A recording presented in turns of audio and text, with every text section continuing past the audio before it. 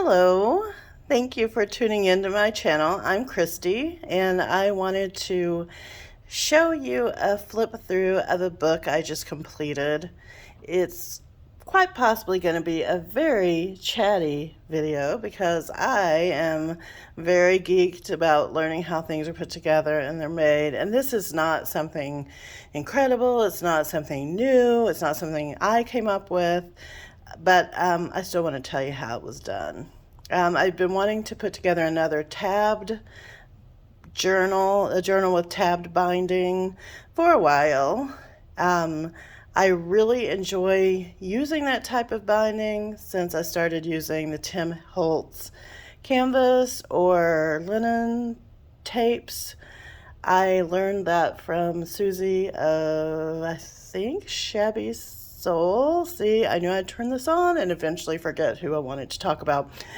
But I'll try to remember to leave it in the description, the name. So if you're not up for a chatty video, you'll either want to speed this up, forward through it, or I will also be putting up just a plain flip through with no talking on my Instagram feed. You'll be able to find that. Then you can just flip through it at your leisure, at my leisure, I guess it really is. But anyway, let's get going. This was constructed out of bingo cards. I had these bingo cards that I ran across when I was cleaning out my storage room, and all of them looked pretty much like this. Someone had painted over the part that says bingo, so really there wasn't a lot that could be done to salvage this other than to use it in creation of something else. These are very thick bingo cards. They're very sturdy. They are thicker than what I would consider an average bingo card. And I really like them, and I really love what the backs look like on them too. I think this is a very cool kind of a deep maroon color on the back, which you'll see when I show you the flip through that I included a little bit of the back so that you can see that in the book itself. In addition, I had one bingo card that wasn't painted out like that, and I left that one raw too, so you're able to see that as well. So I recorded the flip through to music for my Instagram, and in doing so, I took all of the things out of the journal that had been clipped in, well, most of the things. And so today, I'll just be adding those back in as we go. But let's start with this cover. This cover, I don't know, I've been really into blue lately. I love blue. Blue is probably my favorite color if I was forced to pick one. This is printable. This is also printable. And this is actually a cyanotype that I made, which is a type of contact photograph that is developed because of UV rays. If you're not familiar with that term, it's a very old type of developing photos, but this was made using an antique glass negative. I collect them, I have a large number of them, I'm always looking for more, but I love making them, and it takes a sunny day, or it takes a UV light and some time and some water and perhaps some hydrogen peroxide, and you have to have coated paper for it that you can either coat yourself, or you can buy pre-coated paper or fabric, or you can pretty much coat anything you want with it. But it's an amazing process. I enjoy doing it, and I actually love the blue color. So also, I sewed around this, obviously. I love doing messy sewing. And I added at the bottom a little label from Kathy Holden's sticker collection. And I topped that with some fabric and with some found words. Get all excited. Because look, that doesn't say anything if it doesn't say excited, does it? I love that juxtaposition. And this is the binding. And you can see how thick the bingo cards are that are on this. And you can see that I've used the tapes. I actually like that exposed. I like a grungy look. I like a look that doesn't look like something has been constructed yesterday. So I tend to leave things raw. I like things that I call angry edges, which I don't think you'll see any of those in this book, but that's kind of how I create. Also, if you follow me, you will see that I've included a lot of things in here that were made prior to me making this video, making this particular book. Standalone pockets, things like that I've clipped into this that I thought worked really well. This is one of the pieces that I created before I made this book. I have a very large stack I might add, old postcards that just don't do it for me visually. I know that I will never use them in anything as is, so I have started repurposing them. They make a really great base for journal cards, for other inclusions that you might want to put inside your journal or elsewhere, or standalone art, whatever. I covered this one with some old wallpaper that I got from my friend Beth, who sells on Instagram as estatebirdpapers. And I think it's just so beautiful, and it's one of those things that I'm going to be really sad when it's all gone because I love it so much. This is another Kathy Holden sticker, and this lovely bit of trim came from my friend Jen, who sells in Canton, Texas, at First Monday Trade Days, and it's basically 4 or 5 days that precede the first Monday of every month. And she had gone on a trip to Italy and brought back all of this amazing trim. I saw it, and I basically asked her if she would sell what she had left after she had it in Canton to me, and this is one of the pieces, and it's just so beautiful in my opinion. So that's it. And when we're done and get everything in there, I'll show you what this journal looks like top to bottom. Yes, I leave my strings hanging out from sewing because I love that too. I think it adds to the age. I think it adds exactly the touch that I want in my books. And that's what creating is about, is doing something we love. Who did I just saw someone a couple of days ago say, you need to love your own journals. If you don't love your own journals, well, I do. I fall in love every single time. I will tell you a story about one of those pages. Let's open this up. So this is the first spread. I don't know if you can see it all in this frame. And this was one of those things that I put in that was pre-made, that I had already made. This is a couple of pieces of some really old letterpressed, wonderful French paper. Some of my favorite French paper, probably from the late 1800s. And on it, I have sewn just this little photo that's a printable that I've done that is yet to be released. And it's backed with some, that's probably a paper sack. I made it so long ago I can't really remember. And then I put this little lace over it. Now, this is technically like a belly band, so you could stick something in there if you wanted to. It's very stretchy, so I don't really know that it would hold anything well.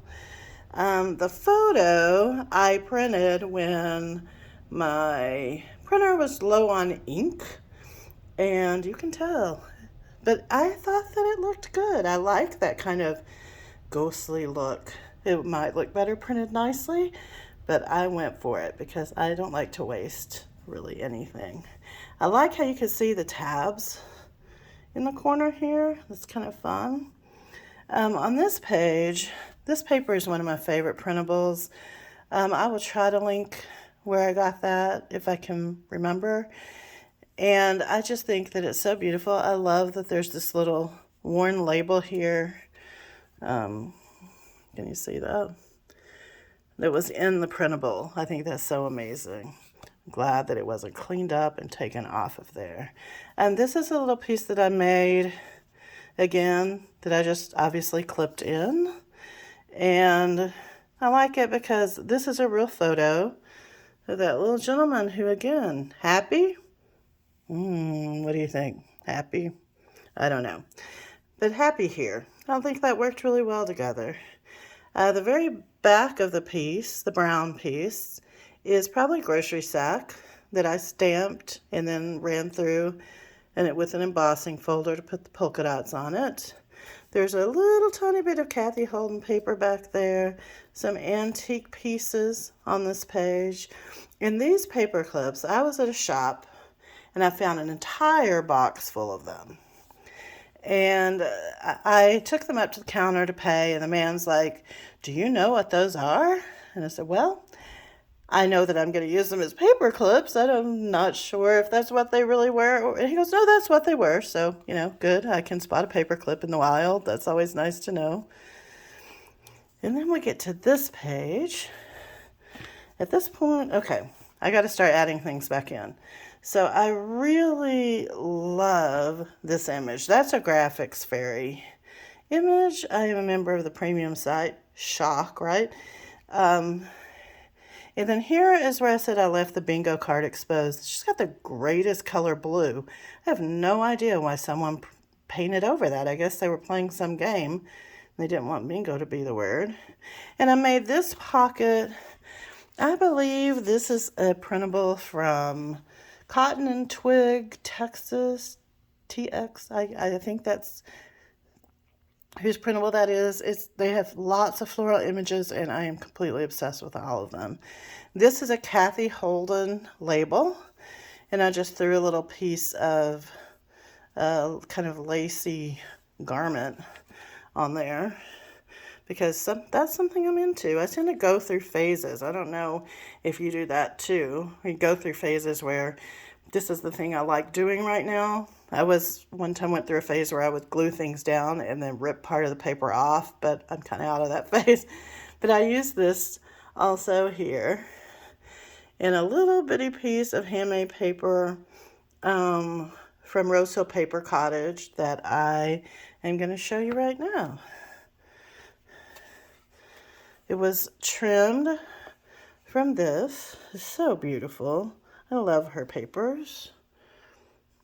And this is a Graphics Fairy image that I just backed with this this piece of French book page from the late 1800s. Not my very favorite paper, but I do like this as well.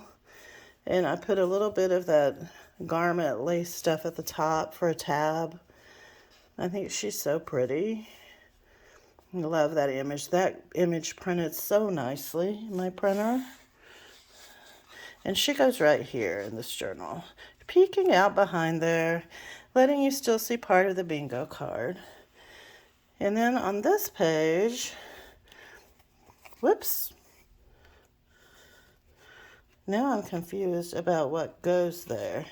Maybe I'll eventually find what goes there. I thought I had everything in order to put back in, but clearly I'm missing something.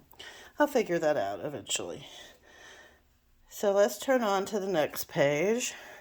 And this page I left so you could see part of the back of that bingo card. I think that's so beautiful. And there's some of the wonderful binding. I just put a little bit of book page on there. And then I made this pocket out of some paper that I embossed. And that paper actually is handmade paper from Monahan papers. And I like their paper as well. It's fairly reasonably priced, and it comes in a variety of colors. This is a Kathy Holden label, and then that's just a piece of French paper. I like it because it says art, even though I know that probably is short for article or I don't know, some other word. And then this is a Graphics Fairy printable. So pretty. I just think that's beautiful. This card, this is a Graphics Fairy printable. That is probably my favorite color, blue. I love that. I think it's so beautiful, and that gold on it is just gorgeous. I put a little tab on it, and on the back, just put some scrap papers back here. There are many spots in here where you can tuck, where you could do whatever you want, conceal. This fits down right there into that envelope. And then over here, under this paper clip, I have this tag. And this is a tag, like I said, if you follow me before on Instagram, you've probably seen this when I created it. This is some wallpaper, some authentic wallpaper that I got from estatebirdpapers. And I think she also sent me this too, and I loved what that looks like on that tag. Add a little eyelet and a bow, all done. And I think that spread is absolutely beautiful. So this page, again, all printables with the exception of this little bit of a book page. Pretty sure that's Graphics Fairy. Pretty sure that's Cotton and Twig. Unsure about that, so we won't discuss it. And I've got, this was one of those postcard things I was talking about that I pre-made. When I work on a project and I have all these scraps, rather than putting them all in my huge overflowing scrap box, I have decided to start trying to stick them down. So this is that effort. I'm just sticking down my scraps as I finish for the day, covering up an image that I wasn't real wild about. And then I end up with this really nice piece to add to a journal. I also have this little photo that is so totally sweet, old grungy photo as found. And I'm gonna put it in there, because why not? The more the merrier, right? And on this page, I have this little piece that I made. I bought this huge lot of color swatch samples for automobiles from Mad Fox, I think is who that came from. If it wasn't Mad Fox, it was Paper Harbor. But I'm pretty sure it was Mad Fox. They're pretty cool. There's the descriptions of some of the colors. But it's from like the 1940s, and I think it's so fun. And I loved having this in here too. This is a piece of an old postcard. This is a piece from that same postcard that I tore off and just turned it to the other side. The old postage stamp. But I made this little pocket, and I just put this here just to add a little more interest.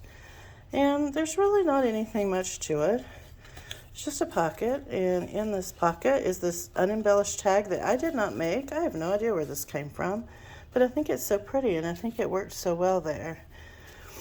And then I made this little envelope that's actually made from a Kathy Holden die. And this that's at the top, that little taped price tag, came off of like some old something that I had that I'm like, that's delicious. So we'll put that in. And I just had this stuck down in the pocket as well. You know, it's just kind of fun taking things that I've already made and filling pockets with that. So I had that there, and I had it on longs right there. So now you can see this is just a really pretty little bit. That shows how pointy these paper clips are. That's something that when I was making my earlier video, completely scratched through, pulling it out without being careful. So these are some tight things. Now we'll go to this spread. This is the last spread of the book, and I think it's just super lovely. I love that printable.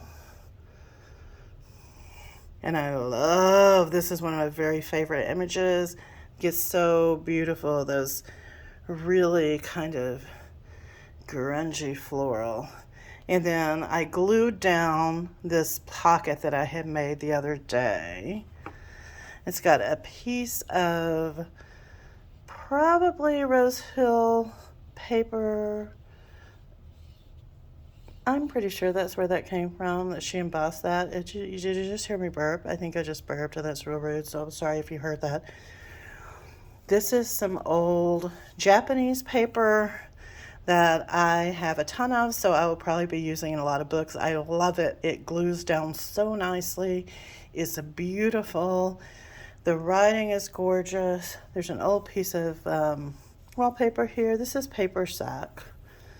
And this says Book of Luck. It's from an old, over 100 years old, like early 1900s book that I ran across that I had for sale in my Instagram shop, which is called Vintage Checkered Past. If you're interested and need to buy any ephemera, I'll put a little plug in for that. I've got a sale coming up starting June 5th. I sell all kinds of ephemera. It's really fun. It's really low key. It's fairly good prices, I like to think. But anyway, I had that book for sale. It wasn't called Book of Luck. It's some dream book. But that's an advertisement of a different book that was in the dream book that didn't sell during my sale. And I'm kind of glad it didn't, because now I've got this lovely thing that I can use for my own work. And I had pinned to this page another cyanotype. I thought it would be good to carry the theme through, and using another cyanotype. It's two-sided because this was a double glass negative. And so I just printed it and then cut the two apart. And I mean, you can see the size of this. Like it's a large size.